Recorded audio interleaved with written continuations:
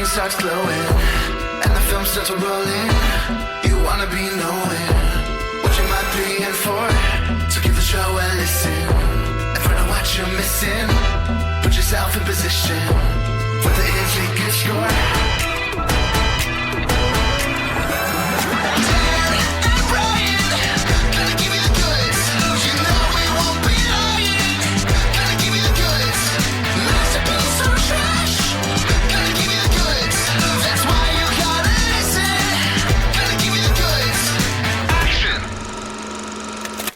Hey listeners, this is Dan, and I'm here with Brian for another episode of The Goods, a film podcast. Hey Brian, how you doing?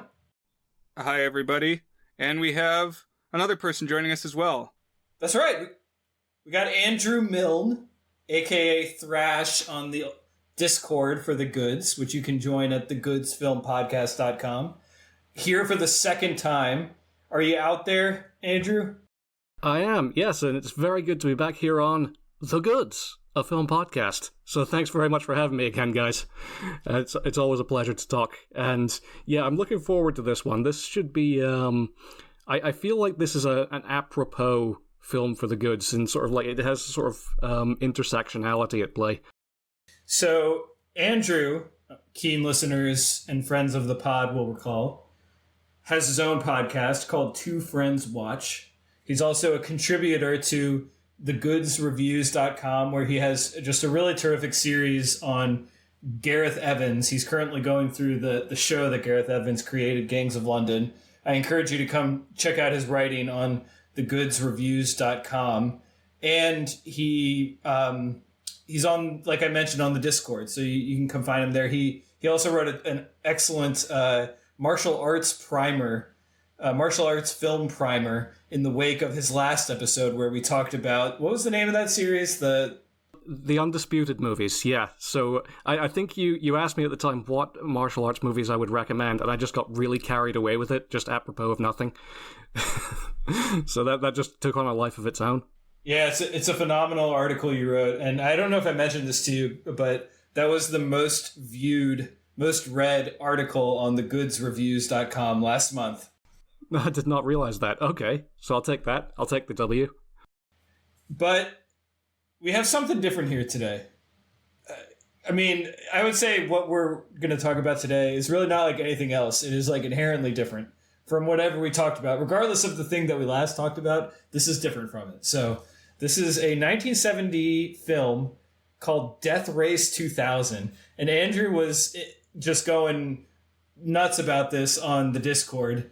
And I said, you know what, maybe we should talk about this on the pod. So we threw this together real quickly, and I had never seen this movie. I had heard that it was like a cult hit, but that was really all I knew about it.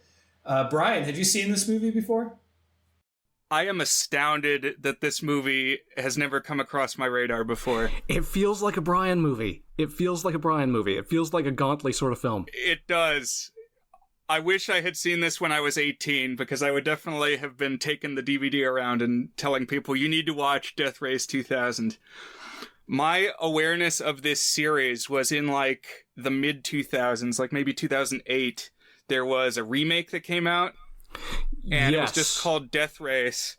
And I didn't see that, but I saw the poster in the movie theater lobby, and one of my friends said, Death Race. Sometimes death can be a race.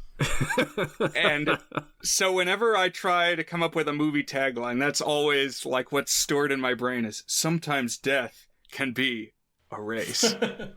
That's the gold standard. I love it.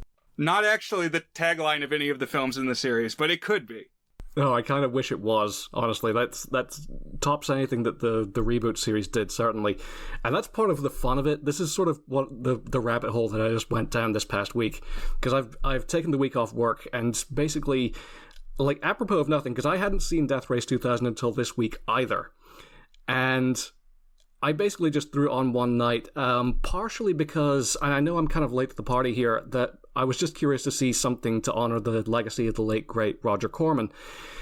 And just having seen it and just been blown away by it, I took it upon myself to just sort of like follow this rabbit hole all the way down and just see how far the Death Race franchise went. And it turns out this is an IP, if you will, that goes all the way back to 1956 and has followed through all the way through now to 2018 with the most recent direct-to-video sequel. So it has been a long and winding road, this one. It's accreted layers over the decades in ways that I just find kind of fascinating to dig into, even when the films aren't good, and they frequently aren't. I think it's just interesting that there is a whole series when so much of the premise of this one is, we hate the Death Race, let's end the Death Race. Exactly, yeah. So I suppose to get into the actual substance of it, so this is 1975, this came out, directed by, if I'm remembering correctly, Paul Bartlett, although the director's name is kind of immaterial here. He's really just sort of acting as a cat's paw for Roger Corman, as I understand it, who was kind of the guiding principle behind this whole film. Another one I'm sort of interested to know, Brian, have you ever seen Rollerball? I have not. I saw Gargus's review on Letterboxd of Death Race 2000, and it was like every other sentence there's a Rollerball reference. So I'm curious. It seems like a must-see. It's what it sounds like is it's also like a satire centered on a death sport, but more serious in tone. 100%, and it's also not a coincidence. It came out... I realized that both films had come out the same year, and it was only today when I was doing a little bit of background reading into Death Race 2000 that I realized this was not an accident. Not remotely. Roger Corman was trying to cash in on the prestige of this film that was directed by Norman Jewison. He did Fiddler on the Roof. He did And Justice for All. A fairly prestigious film with James Caan in it and Douglas Slocum cinematography. And he basically just wanted to get his death sport movie out the door in time to make bank off the success of Rollerball, presumed. I think both films are very of their time. They're very specific to, the early 70s in America specifically. And the premise here, which cribs from the Ib Melchior short story, which was originally published in 1956, is in a dystopian future. We have a transcontinental race from New York to San Francisco, I think I'm right in saying. In the movie, they're going to New Los Angeles. New Los Angeles, yes. You're right, I stand corrected. And I just like the phrase New Los Angeles. It's like a post-language universe they're living in, because it's already like a mashup of all sorts of cultural forces that resulted in a major city being called Los Angeles, and now we're just throwing new in front of it. And it's like you get Neo Tokyo and a bunch of sci-fi. They're like, no, we're just gonna make it New Los Angeles. That's what it is. It made me laugh. I think the one that pushed that to the absolute outer limit was Big Hero 6 with San Francisco. Oh yeah, that's right. I remember that. Yeah. Well, Futurama also has New York. That too, yeah. And a point that needs to be made about this film right up front is that it's very cheap. It's this was thrown together on not a lot of resources. So we get one matte painting right at the very start, which is of the New York. And at one point we see a hand-drawn monorail going back in the back of a crowd shot. It's bright green, which I just found tremendously charming. So the indication that we get from the background of the film is this is sort of a yearly tradition that's sanctioned and funded by the government, that 5 racers partake in this chase across New York, and they score points in the course of this 3-stage, 3-day race by running down civilians for whom they earn a certain number of points depending on the age, gender, and disability of the people who they attack. And I just want to say, so you just kind of said that. Here's what it's a race where you get points for hitting people. A couple things about this. One, like, I frequently imagine this when I'm driving. I don't know about you, Brian. It's like, oh, how many points would this person be worth? Oh, should I, like, but like other cars too, like, could I squeeze between these two cars? Would I get 50 points if I, like, made this car swerve out of line? So, like, I was already like, okay, this is like something that has been like an absent-minded thought exercise turned into this exploitational movie. That's funny. I think on social media they call that intrusive thoughts. I have not had thoughts like that while I drive. But if you've ever played the Burnout games on, like, PlayStation 2... I have.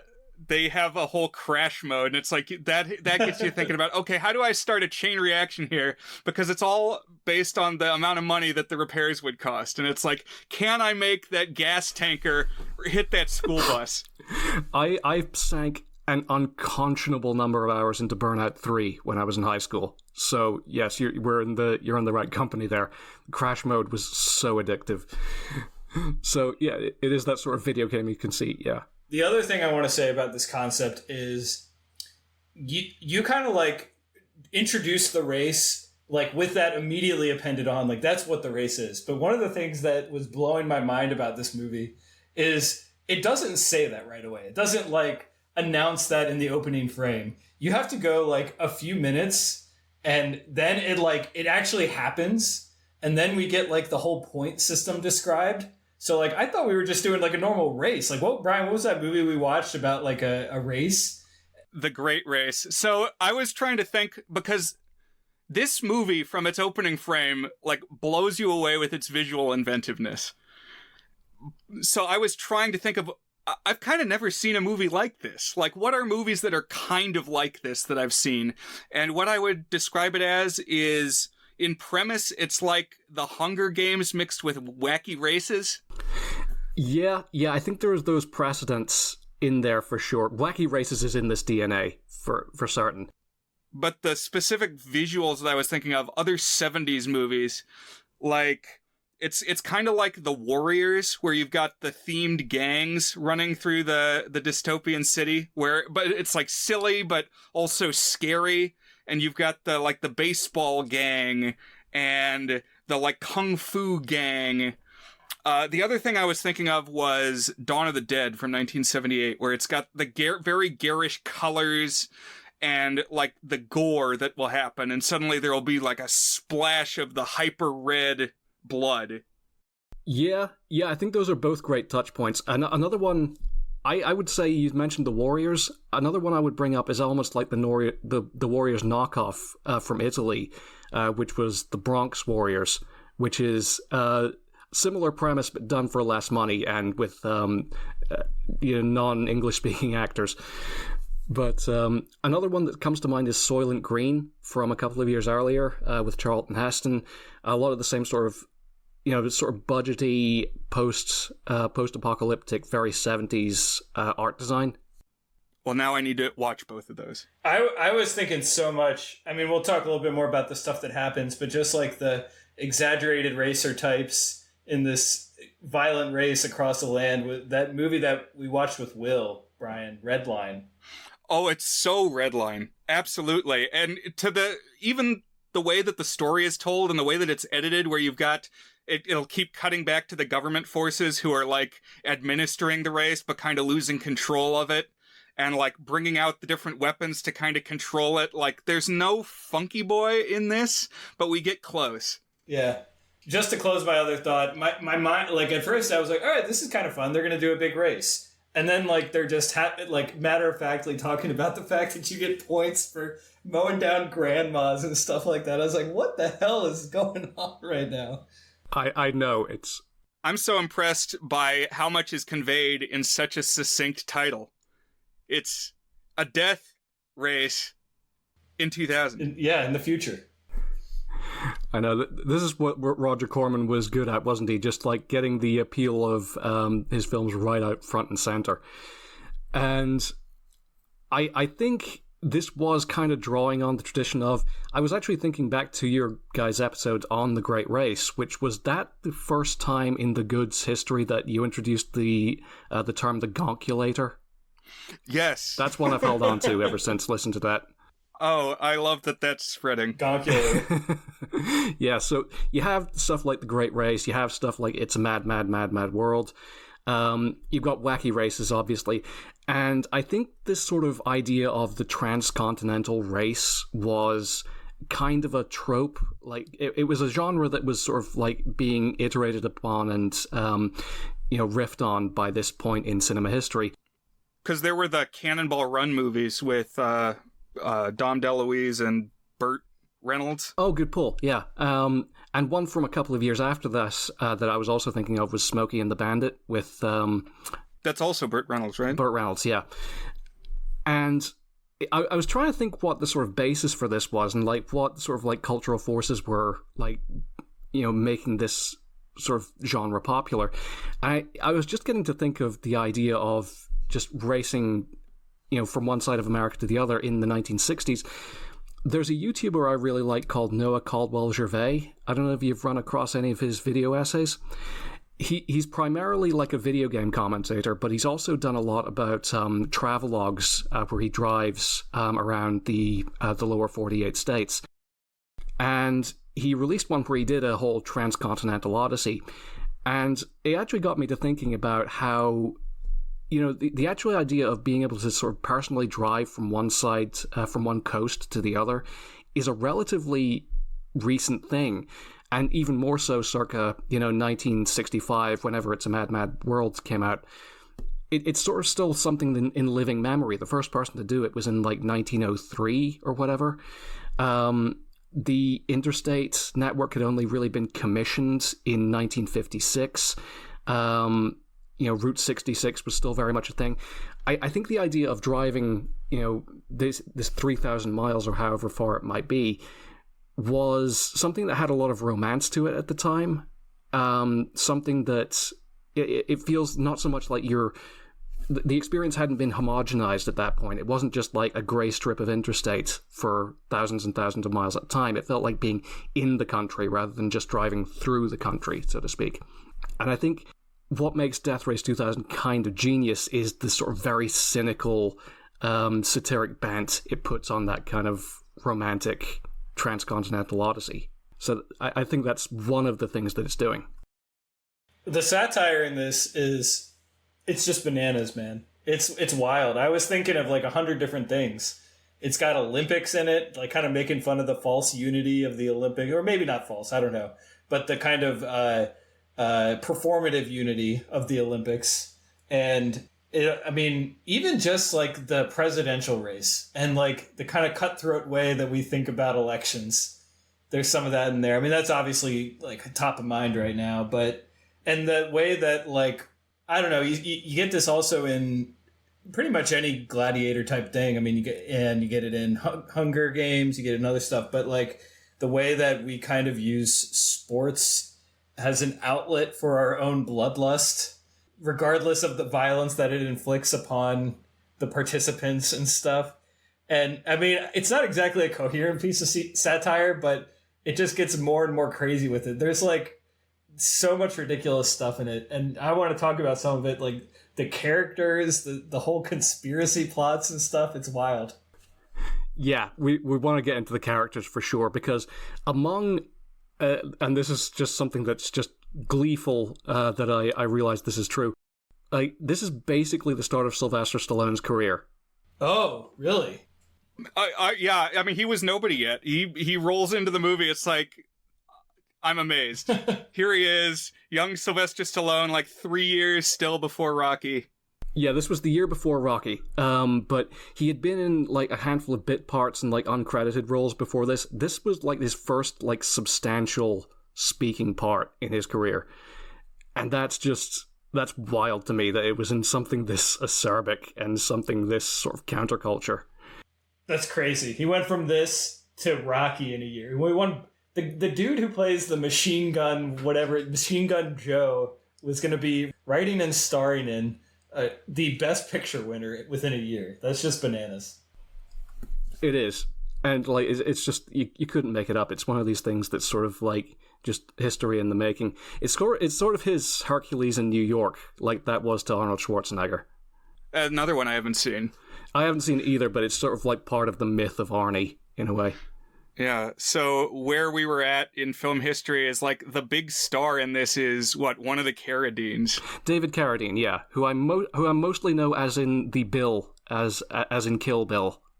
But I think at this point he was riding high off the back of Kung Fu. He was known as Kane. So yeah, he's playing Frankenstein, who is like, that's a really interesting creation. Frankenstein is a character who gets carried through all the subsequent Death Race movies. There's always a Frankenstein character, even if it's not the same individual. But the gist is, like, he's the sort of champion racer. Like, he's the like the Ubermensch of the Death Race, the guy who's won 4 consecutive times. Nobody else even comes close to his sort of record on points or scoring. And in the process, like, he's been like crashed and absolutely mangled so many times that he is now he is, you know, more machine than man, twisted and evil. They have to keep rebuilding him. Yeah, like, better, harder, faster, stronger. But even there's an element of satire, because it's like they're sort of playing it up. A detail I really love is that you can see when he's wearing his mask, this thing that he wears just when he's greeting his public. It looks like he's got this sort of like horrible burn scar underneath one eye. He takes the mask off, and that's part of the mask. It's so like he just looks like a normal dude underneath the mask, which I thought it's just like one of these neat details that just plays into it. And he's such a grotesque, like, that's what I like about Frankenstein as a protagonist. Like, he's just this very off-putting, very, what would you say? Yeah, it's interesting because he's basically framed as the protagonist throughout most of the story. You spend the most time with him, you're kind of sympathetic to him, and this whole thing that he's mixed in, or at least, I don't know, I found like he was the one who seemed ultimately most human. And that's ironic because he's introduced as like this Darth Vader-ass looking like monster guy. His name's literally Frankenstein, which is like one of the evil monsters from the Universal days, like the epitome of scary darkness, you know? Right. He wears this gimp suit. He's all covered with leather and zippers. And then, yeah, he takes... It's like half the film pretty much is set up that he's all stitched together. He's made out of different parts because he's done all these races. He's the only one who's stayed alive, and he has to keep getting rebuilt. But then mask comes off. You see that all the scars are part of the mask. And like, when that happens, you almost think, oh, he's going to be like really good looking underneath, and he's just kind of like a normal dude. But what he explains is that like he was made in a lab, basically. Like, the whole body is remade each time. Like, there's this whole cast of Frankensteins. Yeah, 100%. And there's like another one waiting for him for whenever he inevitably burns out and dies.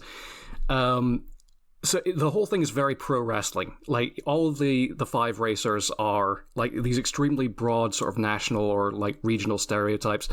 Stallone's playing Machine Gun Joe Viterbo, who is essentially like this over the top riff on like a James Cagney type 40s 30s gangster. You've got Calamity Jane, who's like a cowgirl. Probably my favorite is Matilda the Hun, played by Roberta Collins, who's a literal Nazi. The Nazi car. And her sidekick is Herman the German. And I love how this character, Matilda the Hun, is presented in universe, like, with people cheering, holding up the swastikas, just like no reservations whatsoever about cheering on a Nazi character.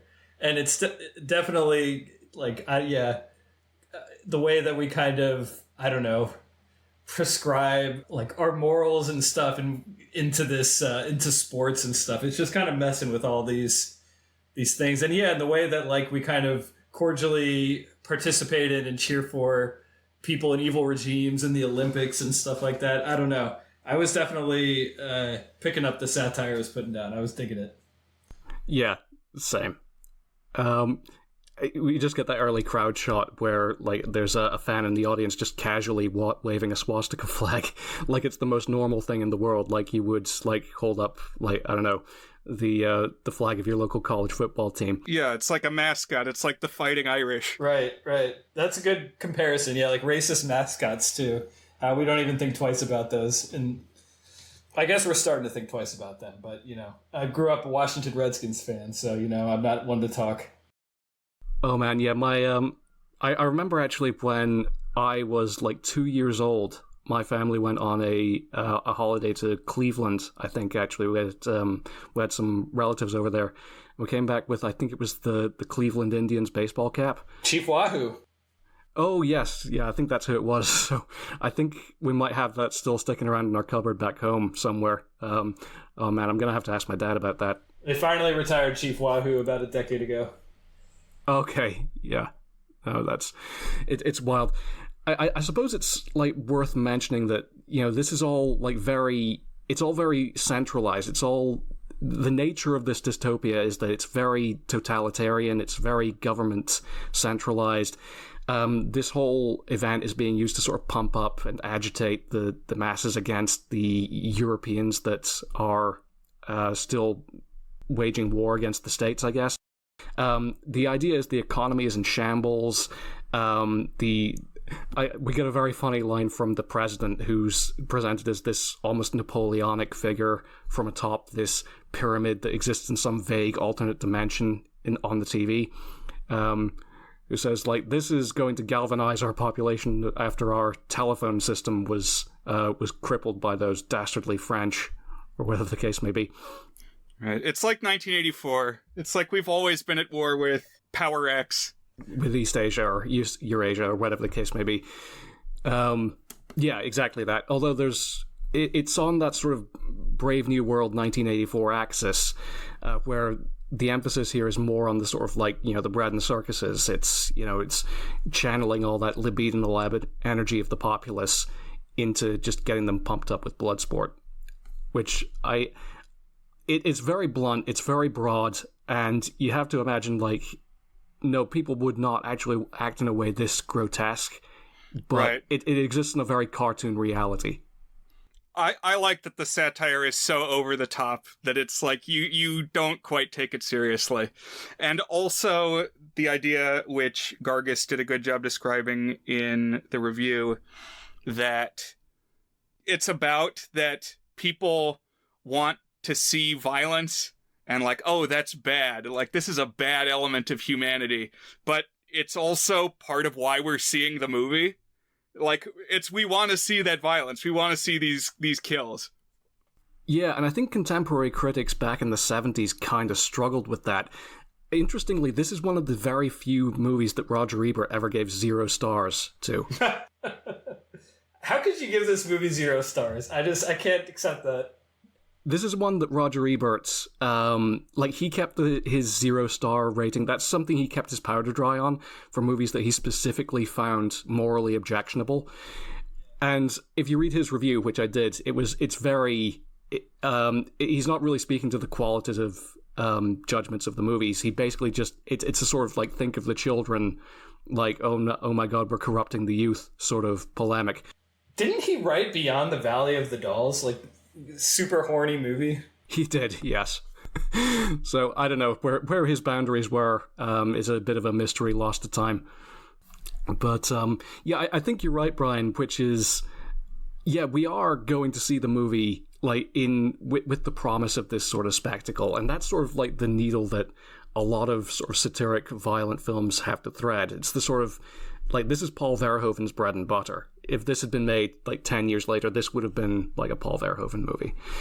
And to me, we've got the character of Don Steele, who's the announcer, and he to me is like the movie's secret sauce, like this extremely over-the-top like game show host guy. Mm-hmm. I love his outfit. It's like so 70s.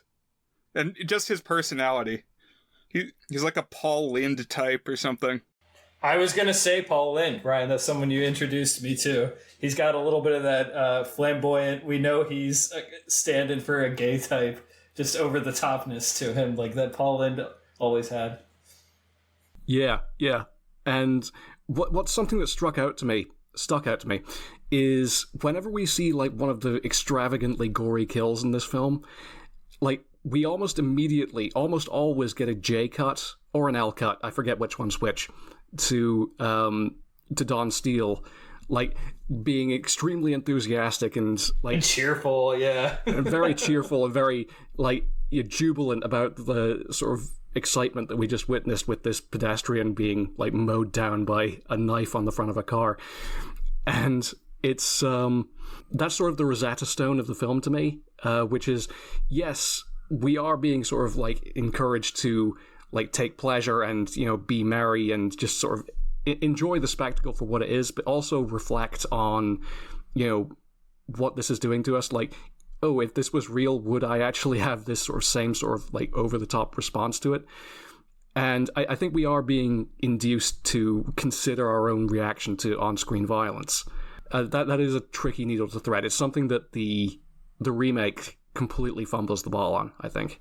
I just think it works here because, first of all, it's funny. I mean, any movie gets better when it's funny, and like you're just kind of more engaged with it. And the fact that it is able to like present this shocking stuff in a way that like elicits a juxtaposition of that causes a reaction, like a, oh my god, that's ridiculous, oh my god, that's funny. So like on the one hand, like you're actually primed to sit with this material and engage with it, which is gonna make you start saying, you know, this is pretty messed up, I can't believe this is making me laugh. Should this be making me laugh? Yeah, that's it. It's the audacity of it, I think, more than anything else. It's just like presenting this as a joke, like in itself sort of is the joke. And it's so like the comic timing is just off the charts good. I think it's like it's just every kill. Like I just rewatched it today for the second time in like 4 consecutive days, and like it still like knocked me off my feet every time. I think the one that absolutely just folded me in half was when Sly Stallone just reverses at the start of the third leg of the race and runs over his own pit crew. Mm-hmm. That just slayed me. I can't even tell you why. It's just like it's so sudden and so abrupt, and it just lands. There's lots of weird and great stuff on the fringes of this. One that I really liked was the Frankenstein gaggle of groupies, and one of whom like is essentially presents herself, and like it's framed in a way that you think she's the groupie presenting herself for sex, but then she's like, oh no, nothing like that.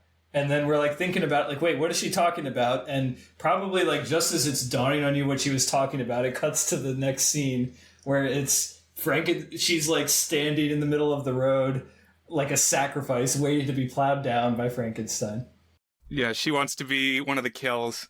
And yeah, like, so you get points in the race by killing people in the road. But in your day-to-day life, there's not a lot of people in the road. Like, it's kind of like Jaws. If you don't want to get killed by the shark, don't be in the water.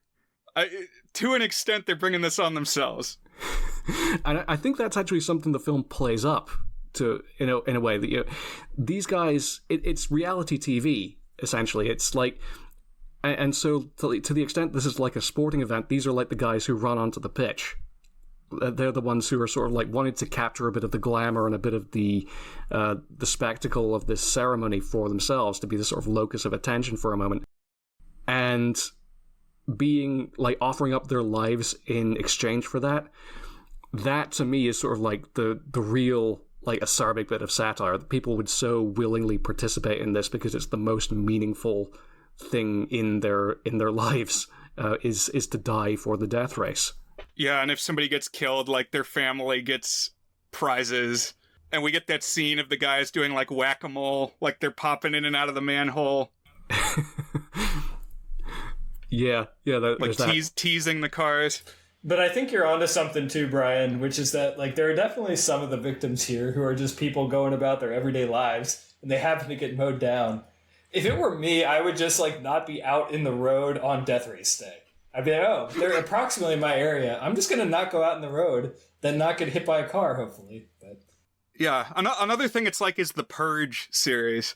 Like, if everybody's got Purge marked on their calendar, it's like, be ready for that day. Yeah, good pull.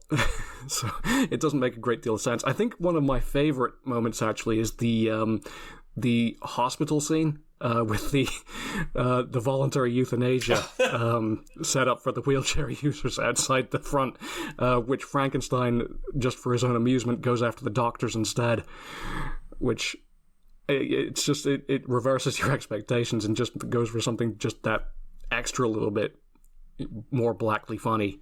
So you mentioned that this is a cheap movie. I do wonder if, because it basically the way that they work around the lack of budget is, honestly, it's pretty savvy. They have like clever edits so that you don't quite see it, but they like cut to a blood spurt, like stage blood squirting up in the air, so that like your mind does the association. What's the name of that guy?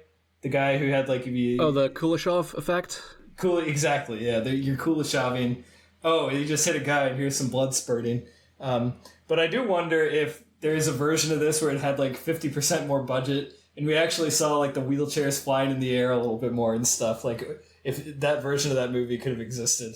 That said, I love how visually inventive it does get. It's clever. Because you mentioned there's knives on the fronts of the cars. We get a lot of footage where like the camera's strapped to the front of the car, and you get the POV of it with these knives jutting forward. Yeah, and it does some fairly savvy things with the speed of the cars, like the wide shots wherever we see like the cars at any sort of distance.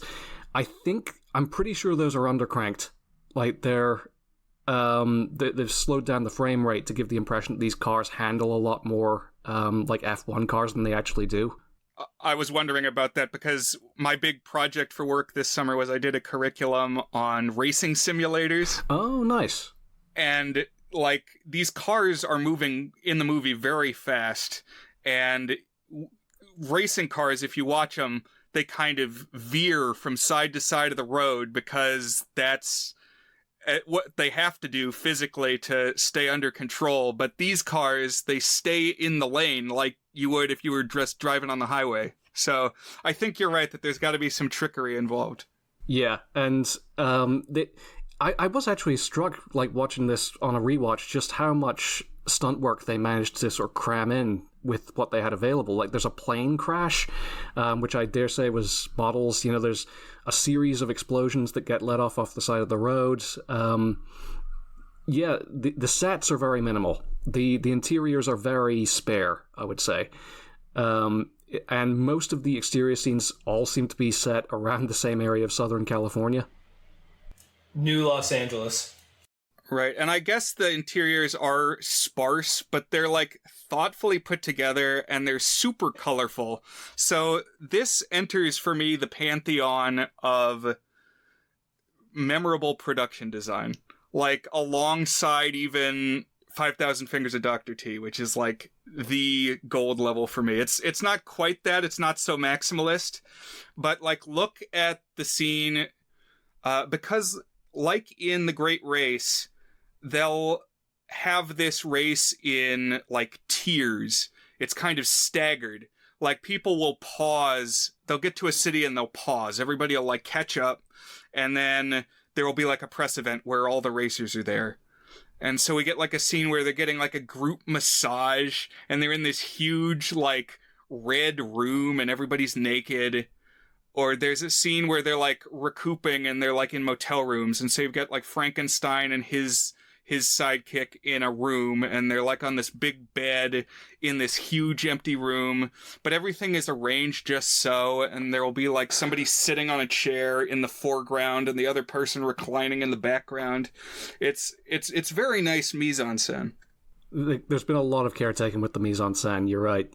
One that sort of jumped out at me was the bedroom set where Frankenstein and his navigator Annie, played by Simone Griffith, sort of couple for the first time, and it's just this one big double bed set in the middle of this sort of cavernous room. And on the one hand, like, no like room is laid out like this, hotel room or otherwise, but on the other hand, it does have that sort of very abstracted, almost like Brechtian 70s thing going on. It's very stagey. but at the same time, also the camera can be very dynamic and very movable. So it's not hidebound. It's a very sort of raw, sort of kinetic sort of movie. Yeah, it's got nonstop energy. I mean, the movie is 80-ish minutes long, like maybe 82 minutes or something, and it makes the most of that time. Like, compare it to some of the other cross-country race type movies we were talking about that were famous for being these just bloated specimens. This one, kinetic is the right word. It's always moving, and even when it's got its pit stops, there's always some fresh idea in the pit stop, some bit of clever design to it. 100%. I suppose we haven't really talked about like the direction the plot takes in the back half, where I think the emphasis sort of like starts to get taken away from the point scoring and starts to orient more towards the battle with the American resistance, which is sort of this insurgency group being led by, oh god, what's the character's name? The old genteel lady. Yeah, she's named Thomasina Payne. Thomasina Payne, yes, thank you. She looks kind of like a old school teetotaler, like a Carrie Nation type. Very prim, puritanical. Yeah, who has it in mind to sort of disrupt the race and take Frankenstein hostage as a way to sort of force the government to take them seriously. And the twist being that Annie is in fact her granddaughter, and she's like an insider working for the resistance. So there's this sort of back and forth whether she's acting to sabotage Frankenstein and him sort of like counteracting her sabotage. The whole navigator thing, you brought up Annie, so that's Frankenstein's navigator. The whole navigator thing is kind of funny. It's also kind of bizarre. It's like a caddy for golfing. So you're helping, but then it's also you're like the slave, and in some cases like the sex slave. It's implied that they're going to have a sexual relationship. So all the teams are one man, one woman, regardless of who's driving. But then when we get that scene where the girl presents herself to Frankenstein, she's like, "No, I'm not looking for sex. I wouldn't take that from your navigator." She's so, like, yeah. Your navigator has earned that position. So yeah, again, you've got the sort of fall of Rome, sort of debauchery, like the sort of very casual, very sterile sexuality. I think that's another sort of common feature you get in 70s sci-fi films a lot, where everyone's very casually naked a lot of the time, but a lot of the actual couplings are very sort of de-eroticized. It's something that sort of got exaggerated to the point of farce in like Demolition Man, where they start to introduce the concept of like virtual sex, which is a very funny scene. Like that's another sort of good spiritual successor to Death Race 2000. It made me wonder if that goes on in Mario Kart Double Dash. Oh, good lord. Toad and Bowser in there. I was about to say what would be the worst combination, but I think there are like baby Bowser type characters and stuff in there, so that would get dark real fast. Oh, that's sorry. That's a line of inquiry we don't necessarily want to pursue. So, I guess, yeah. So the back half of the film, it becomes more about the sort of battle between Frankenstein and the Resistance, and also like Machine Gun Joe sort of like comes into his own as a rival. Stallone, like, he's great, to be clear. Like, he's fantastic in this. Like, he's playing a real sort of, like, Yosemite Sam type, where he's just absolutely outraged constantly about being second best. And, he gets into the whole chase. He deploys an oil slick. And in the course of the story, we learn that Frankenstein, he's got as much of a chip on his shoulder about the government as the Resistance do. And his whole motivation behind wanting to win this race is that he will be given the privilege of shaking the president's hand, whereupon he intends to blow the president up with the hand grenade that is literally a part of his gloved hand. That's one of the prosthetics he had installed. His hand is a bomb. Of course, yeah.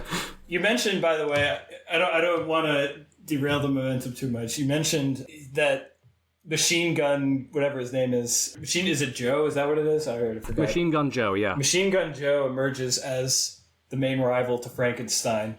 And the reason that is because all of the other racers die. Like, and when they die, it's like you get a yellow flag in soccer. It's just like a casual thing that's mentioned. It's like, oh man, oh well, and then move on with the thing. And that made me laugh too. The matter of fact way that these racers are like, their cars are blowing up, and people are like, oh well, I guess they're out.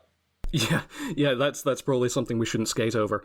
Also, like, fodder from my single favorite gag in the whole film, which is the way Matilda the Hun goes out, which is a literal Looney Tunes joke. Right, they do the fake tunnel. Yeah. Detour through a fake tunnel. Off the edge of a cliff. It's a literal Wile E. Coyote trap. I love it. Where we eventually end up is Frankenstein. He is the last man standing. He emerges at the podium in New LA, goes to shake the president's hand, or so we think, when Thomasina emerges out of the crowd, shoots him, wings him, just as he's about to take revenge on the president, when it turns out that Annie is in fact the one wearing the Frankenstein costume, and she's sort of like in on his grift. And then Frankenstein runs down the podium and kills the president. Hard cut to him having been crowned president himself and having dissolved the fascist dictatorship seemingly overnight. If you kill the president, you become the president.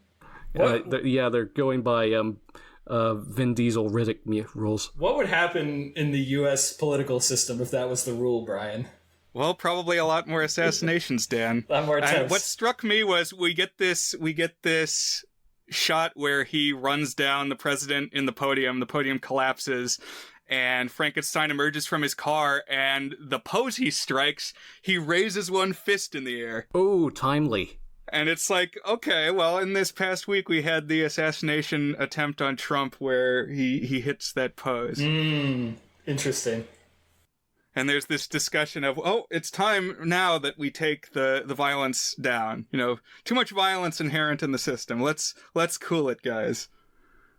Yeah, despite this having been possibly the best boost that his presidential campaign could possibly have had on the basis of that image. Exactly. So yeah, there is, and this is the note the movie ends on, which is, you know, violence is just hard coded into the human character. It's what we're sort of primed to respond to. And it is kind of an archly ironic ending, where, like, outwardly everything seems peachy. You know, they've sort of like reinstated free elections and they're going to disband the death race. But then, just because Don Steele is very annoying, he gets run over by Frankenstein just to shut him up. He's like, you can't discontinue the race. It's America. Americans won't stand for you taking it away. And then, yeah, the very final moment is the over-the-top 70s game show host gets run over. Yeah. So, yeah, that's basically the takeaway here is, you know, we're always going to be using violence as sort of a shortcut and a shorthand to sort of get things done, which I think is kind of a bleak appraisal of humanity, but it's very in keeping with the sort of satire that this is going for. So I was curious, can you tell us a little bit more about where the franchise went after this? I can, yeah. So, like, as I say, like, I had a week off work this week, so I took it upon myself to make myself the world's leading expert in death race media. So we kick off with the 2008 remake, which is the Paul W.S. Anderson movie, starring Jason Statham as Jensen Ames, who sort of becomes the sort of stand-in Frankenstein. It's complicated. And also Tyrese Gibson, who plays Machine Gun Joe. Not a good film. Didn't like it. It's I'm sometimes a Paul W.S. Anderson apologist.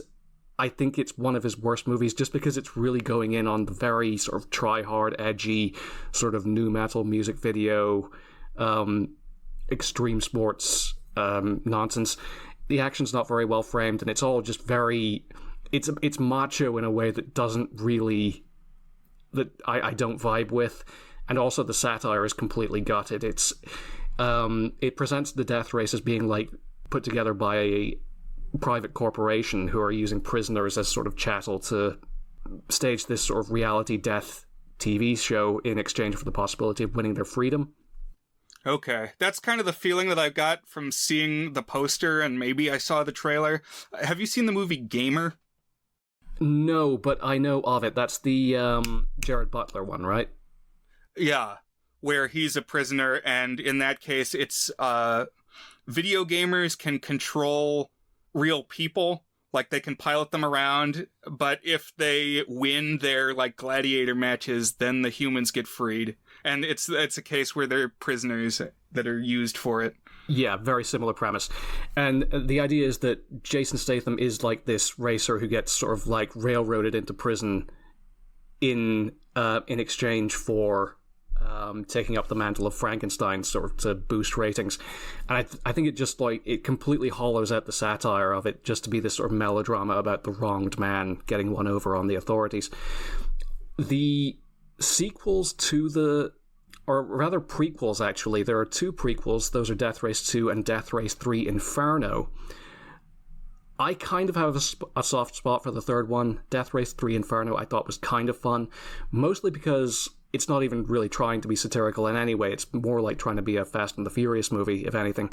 There's the most recent one from 2018, which is Death Race Beyond Anarchy, which is a much more sort of straightforward, like, Escape from New York riff, where it's a lone operative sort of infiltrating this operation where the death race is being held in anarchic wasteland the authorities have no say in. Didn't love that one either. Again, the sort of the same problems. It's edgy in sort of a very wearisome way, I thought. The interesting part is the 2017 film, which is Death Race 2050, which is the true spiritual successor to Death Race 2000. It's the one that Roger Corman was directly involved in making 42 years later. Which is... Wow. Yeah. It's one of the last films he was ever involved with. I think it was sort of his passion project to get it remade. It was, to a certain extent, kind of a direct response to the Paul W.S. Anderson movie, where he thought, like, action's good, but we wanted to sort of bring it back to the sort of satirical notes. And I think he nailed it, honestly. I think Death Race 2050 is great. It's not as good as the original, mostly because it was made for $1.25, and it looks it looks like a YouTube video, essentially. But a lot of the gags still really land. That sounds like the one to check out. I think so, yeah. That's the one, like, if you were into this, like, at least give 2050 a look. Interesting, I would say. Yeah. Yeah, I'm not too surprised that the sequels kind of miss the spirit of the original, because it seems like if you were to, like, pitch a sequel, you would land on, like, functional elements of the story and, like, have more of the driving and the killing. But, like, what really makes the movie operate is just the silliness with it, you know? And, like, how that kind of feeds into the spirit of satire. And I could very easily just see it descending into, like, just kind of violent B-trash that doesn't have any sense of fun or any brains on it, you know? Yeah, that very much is it. It's very po-faced, I would say, the 2008 film, and the derivatives, like, to greater and lesser extents. My feeling in 2008, just seeing the poster, was this looks like it's probably similar to Fast and the Furious. Like, I didn't really put together that, like, the cars kill people, despite the title being Death Race. I just thought it was like, because they are racing the cars, there is the danger of death. Right. And so I kind of wrote it off. By no means did I think this is probably a remake of an over-the-top comic satire from the 70s. Yeah. Although one thing that I thought, like, just sort of spitballing here, I think it's interesting that it was 2008 that it came out, because something that runs through all of the movies in the franchise is a real preoccupation with, like, financial depression and unemployment levels, and the sport being sort of like an opiate of the masses to sort of take away from economic hard times. Because, I mean, you look at 1975, that was America just at the tail end of one of the worst recessions in the 20th century. It was the worst since the Great Depression. Yeah, and they had the oil crash and stuff. Yeah, and 2008, that's the global financial meltdown, the credit crunch, as it was known over here. So I think that is kind of an interesting thing, that the it seems to be a running thread throughout the whole series is the looming specter of unemployment and, what idle hands make the devil's work, and so to speak. Anything else you guys have on Death Race 2000, or do you want to get to rating? What do you think? So I have something. Well, actually, let me take a step back. So how much driving do you do in Scotland? This is the kind of thing where, I don't really have a conception of it. Do you, drive everywhere you go, or do you walk most places, or what? I have historically walked most places. I'm not necessarily a representative sample, but for most of my life, I actually didn't own a car until I turned, 30. Huh. I had use of company vehicles and my parents' cars previously, but it's only in the last few years that I've actually had a car of my own to use at my own discretion. And because I generally haven't needed one that much, I can usually get all my essentials within walking distance. And if I want to get anywhere, there's usually public transport links that I can use to get by. It's only since I moved out to the boonies that I've really needed a car to sort of manage my day-to-day life.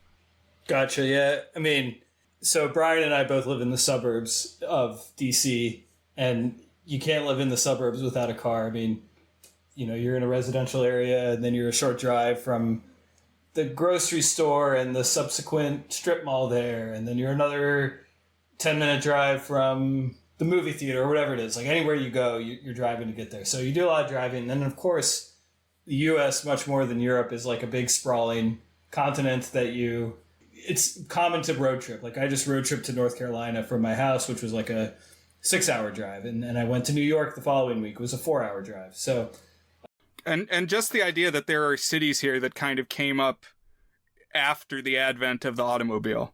So, it's part of the city planning even in some places. Right, in a way that it isn't in Europe. Brian and I frequently cite on this podcast the saying, 100 years is a long time in the U.S. and 100 miles is far in Europe, That's very true. And I think I've actually spoken about this with you in the past, Dan, off air.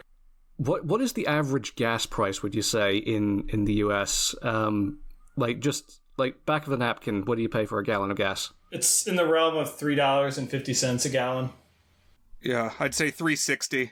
So I filled up my car the other day for, I think, £1.56 a litre of diesel, which... Are you going to make us do math? Okay, so what's the money unit on that? We don't know pounds, and we don't know liters. So this is furlongs to the hogshead right here. I did the back of the napkin math, before, ahead of time. It's about $9 a gallon. Oh, man. Oh, yeah. Damn. Yeah, I have heard about that because of the relative energy dependence of the different countries. My understanding is that the United Kingdom does not have a lot of its own oil, so it's coming in from elsewhere. That's it. And I think there's also federal subsidies for oil imports in the States as well. If I'm correct me if I'm wrong on that, but I think that feeds into it too. Probably so. So this is kind of all prelude to the point that I'm trying to get to, which is that there's this thing that I talk about a lot with my wife that I call the route challenge. And so in the US, most state-run as well as federally run roads have a route number associated with them. And so the route challenge is go the number of the route miles per hour. And what's the highest route that you can get to? So there's Route 66 is a big one in the DC suburbs. But we also have 95 around here. So that's the highest one I've ever achieved the route challenge on. I probably shouldn't say it on air. The cops would come knocking on my door. Oh, that's pretty brutal. But Brian, have you ever thought about this before? That's a new one to me too. What I'm getting from this episode, Dan, is that I don't know if I want to ride in your car. The thing is, I actually you got some dangerous instincts. The thing is, I actually think of myself as a fairly, I don't know if conservative driver is the right thing, but I'm not an aggressive driver in general. I guess I just have these thoughts. I think the fastest I've gone is not very far, but I have done 88 to be Back to the Future. Okay, there you go. Oh, smart. I remember there was a anecdote about Ernest Cline who got pulled over by a cop once for speeding, and he asked him to like put 88 miles per hour on the speeding ticket, even though it would cost him more. So that would be so it would be the best Back to the Future reference. He was probably driving his DeLorean too. I dare say so, because that's who Ernest Cline is. But I don't know. I'm not a terribly aggressive driver. It depends on how badly I need a piss at any given moment. But I have driven up and down to through the Scottish borders a few times, and those are very long, very straight roads that are not terribly populous, and usually like that's a long journey. So I will sometimes like go 90 or 95, like if there's not anything with a blue light and nearby. So I'm wondering if you're talking about KPH, and Brian and I are talking about MPH. Oh, no, I'm talking MPH. Oh, you are? Okay, gotcha. So that is pretty fast. So good on you. So a related tidbit is in high school, my best friend in high school is this guy named Tyler, great dude. We would just talk about the stupidest stuff, more inane than that and ridiculous than that. And one thing that we like to talk about, he told me it was real. I'm guessing it's not real, but basically he said, if you get pulled over going double the speed limit, they have a special traffic law called intent to kill, which raises the fine. So we would always debate, like, if you were trying to achieve intent to kill, what would be the best place to do so? School zone. It's easy. There you go. And it's scary. There's one that's even easier, which is that if you're going on a road with tolls, sometimes it'll be like 65 speed limit, and then it'll go down to 35 miles per hour, or even less, 25 miles per hour, like a quarter mile before the toll. So all you got to do is be going like 70, and then you just get into the zone where it's like, oh, you got to go 25 here. I mean, it almost doesn't even count because, it's like a temporary one. But yeah, that was the one where we were sure that we could do intent to kill. Yeah. I see plenty of people not slow down when we get to those areas. I feel like when I slow down there, I put myself in danger because it's like, I don't know that the person behind me is going to slow down. I think a abrupt shift in speed limit can be a hazard in its own right. Like, just like from a sort of I agree, yeah. civic engineering point of view. Like, because we've got some of those around here, and like they can really catch you out, and you don't want to be stamping on the brakes when you've got something behind you. Coming out pro speeding here on the Good to Film podcast. Yeah, like that's our official policy. Abolish speed limits. So we're all enthusiastic about Death Race 2000, is what we're saying. Yeah, I'm itching to get on the road. I'm going to install some spikes on the front grille of my minivan. Yeah, I felt that way after I watched Fury Road in the theaters, and they're all like huffing the chrome paint. Oh yeah, have you seen Furiosa yet? Not yet. Oh man, it's great. They've got a character named Piss Boy who his job is to cool the engine down by intermittent mouthfuls of piss. Oh my gosh. my proposition, so there's always unemployment. Well, let's get some more public sector jobs. So on all the buses and trains and like public works vehicles, we need to get someone with an electric guitar that shoots flames on the front of that vehicle. That'd be like a position. I am 100% behind this initiative. Yeah. Good idea. Jobs program. That I'm gonna run for like governor of Virginia on the electric guitar that shoots flames platform. I don't know. It would make headlines. I'm certain of it. All right. Anything else? Any other nonsense we want to throw out there before we get to rating this film? A film that is filled with nonsense. I think I've gone through my notes. If we were to watch one more, can we jump straight to Death Race 2050? Jump straight to Death Race 2050. It's the direct spiritual successor to this one. That's the Corman verse one. The others are the Anderson verse ones. Okay. Gotcha. Yeah, I can see myself sticking with the Corman verse. That works for me. So Is It Good is our signature section where we each give the movie a rating on our 8-point goodness scale, ranging from very not good, a 1 out of 8, to our masterpiece rating, toward a good, an 8 out of 8. So Andrew, is Death Race 2000 good?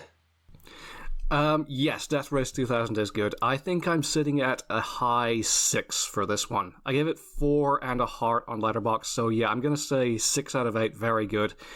I was just trying to reflect on anything I would have done differently.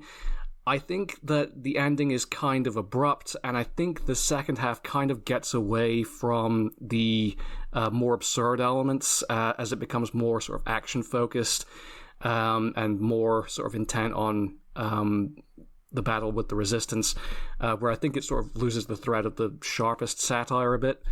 But by and large, I think this is a blast. I think it's like this really breezy, really insouciant, really cutting satire that deserves to be sort of like the cult classic that it is. I'd put it probably slightly better than The Running Man, and that's high praise for me. I love The Running Man. Where are you at, Dan? Is it good? I think that this movie verges into very good. It's. I was kind of on the fence. I was like, is it really very good? Because I was really enjoying myself, like as much as I would enjoy a very good movie. But it's also just very silly and very dumb. And it's like, I feel this is like, I don't know, people talk about liking trashy movies. And very often when people say, oh, this movie was so trashy and fun, I go and watch it. And it doesn't do it for me. I feel just kind of gross. I'm not laughing and enjoying it. This one did it for me. I was just cackling and like, this is hilarious trash. Like, this is what Roger Corman's legacy should be. And I was all ready to give it a good, and although I was quite impressed with the satire and the ridiculousness of it, but it's still like, it had me thinking. It provoked me. And then it ends with him ramming the president dies, and he becomes the president. And I was like, that's the feather in the cap of this film. This is a very good film. It's getting a 6. It's getting bumped up. So, yeah. So, Brian, is Death Race 2000 good? Thank you, Andrew, for bringing this into my life. I'm going to give this an 8 out of 8. I really, really loved it. It spoke to me. I need to watch it again and take notes of what made individual moments so perfect. But, like, from the jump, it took my breath away a little bit. Just that I somehow had never seen it. And, yeah, it's like, it's very over the top intentionally, but because it does it so consistently, it seems cohesive. And it's just like a very loud parody of a 70s television presentation that draws in critique of violent media. And it's super colorful. I love the production design. I will definitely be watching it again, and it's brisk. That's fantastic. I love like when something you recommend lands like that. Love it when we get a masterpiece rating here on the Goods of Film podcast. You know what, Andrew? Thank you for bringing Death Race 2000 into our lives, and I hope some listeners out there will give it a watch and tell us what they think on thegoodsfilmpodcast.com. Find our Discord and join us, and let me and Brian and Andrew, aka Thrash, know what you think about Death Race 2000. So this has been really fun. Oh man. You know, Dan, we did do a whole other episode on a race film that I just suddenly realized never came up in the discussion. Hold on. Do you know which one I'm talking about? Hold on. No, I don't. Chuck E. Cheese and the Galaxy 5000. It's even got a number in the name. Oh, good lord. Do you think they were inspired by it? Zoom gas. Zoom gas. I mean, perhaps. I'm going to need to check this one out now, haven't I? I'm going to need to track this down. Maybe. Not as much slaughter, more singing. Okay. Sure. But still, like... weird German stereotypes that are horny in that as well. Yes. Yes, and colorful production design. So, weird German stereotypes and colorful production design could be describing Suspiria, and I'm all about Suspiria, so... Some of the big red rooms in Death Race 2000 made me think a little of Suspiria. Yeah, I could get there, yeah. No, this was a blast, guys, thanks. Like, it's always nice to spread the joy. And this was an interruption episode. We'll be back to our scheduled programming, one that we've been planning for a while with Gavin next week on the Goods of Film podcast. Looking forward to it. Bye, everyone. Thanks again for joining, Andrew. Much appreciated. Great to be here. Bye, guys. Bye. Bye, everybody.